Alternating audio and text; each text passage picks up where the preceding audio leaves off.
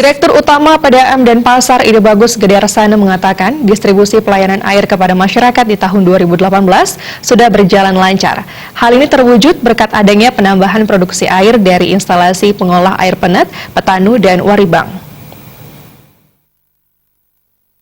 Dirut PDAM Kota Denpasar Ide Bagus Gede Arsana mengatakan pada tahun-tahun sebelumnya pelayanan air kepada masyarakat memang mengalami gangguan. Namun pelayanan di tahun 2018 dipastikan akan berjalan lancar. Hal ini terwujud berkat penambahan produksi air dari instalasi pengolahan air Penet dan Petanu, termasuk dari instalasi pengolahan air Waribang 150 liter per detik, serta Penet dan Petanu 100 liter per detik. Hal itu berdampak pada pelayanan air masyarakat semakin lancar.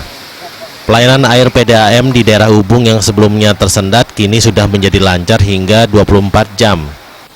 Kedepan walaupun pelayanan air sudah baik dengan lancarnya air, kewaspadaan tidak boleh dikendorkan. Masing-masing pelanggan tetap menyediakan tangki-tangki air jika sewaktu-waktu terjadi kerusakan atau perbaikan jaringan air.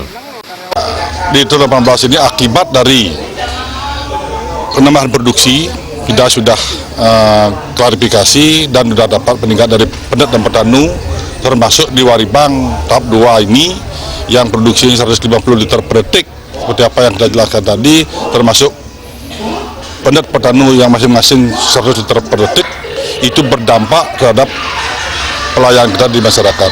Kami intinya mengimbau pada masyarakat, walaupun kelancarnya sudah meningkat, pelayanan sudah baik, namun perlu kewaspadaan itu.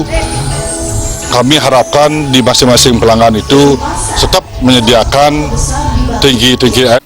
Terkait daftar tunggu, pihaknya memastikan akan terus bisa dikurangi seiring penambahan produksi air dan penambahan jaringan pipa air ke wilayah Kota Denpasar. Putu Ratna, Bali TV.